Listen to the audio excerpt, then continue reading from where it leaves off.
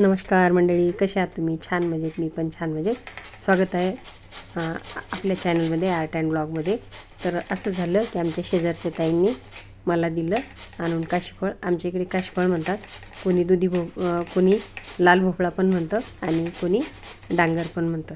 तर आपल्या आपल्या भागात ज्याचे वेगळे वेगळे नाव असतात. तर थोडं मी भाजी केली आणि आता थोडं म्हटलं याचा हलवा बनवून घेऊ. आणि ही जी दांडी आहे ना, याचा मी उपयोग डोसे धिरडे करताना तेल लावण्यासाठी करणार आहे. याने खूप छान तेल लागतं. तर आता चला, याचा पूर्ण किसून घेतलेला आहे, वरची सालं मी काढून घेतले आणि आता आपण लागू तयारीला हलवा बनवण्यासाठी. तर इकडे मी ठेवलेलं आहे इंडक्शनवर कढईमध्ये टाकलं 2 चमचे तूप. आणि आता तूप छान गरम झालं की यामध्ये टाकायचं किसलेला काशीफळ.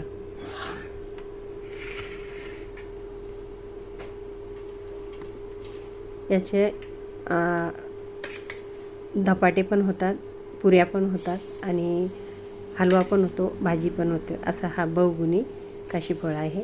तर आता याला परतून घेऊया छानपैकी तुपामध्ये.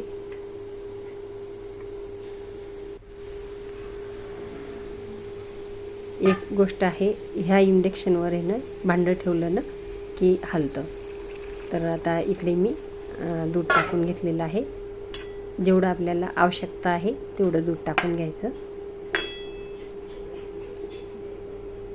बघा, जसं जसं शिगडी तापेल ना तसं तसं हालायला लागतं, त्यासाठी जपून वापरावं लागते.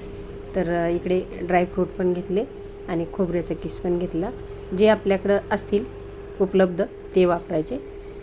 काजू, किशमिश, बदाम, खोबरं आणि इलायची असं टाकायचं.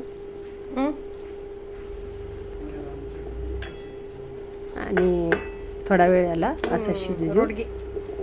एकादशी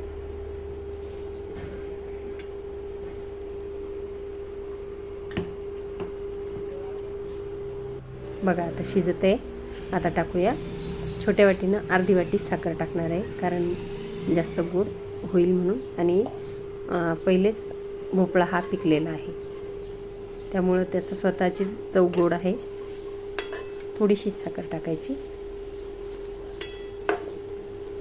आणि छान शिजू द्यायचं थोडा वेळ. बघा किती छान शिजते, रंग पण खूप छान दिसतो की नाही रंग छान. तर छान असं शिजून घ्यायचं. चवीला खूप छान असं लागतो.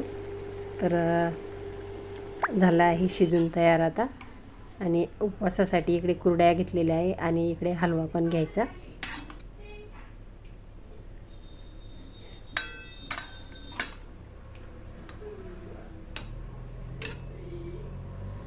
बघा किती सुंदर दिसतो, सुरेख असा, आवडेल असा.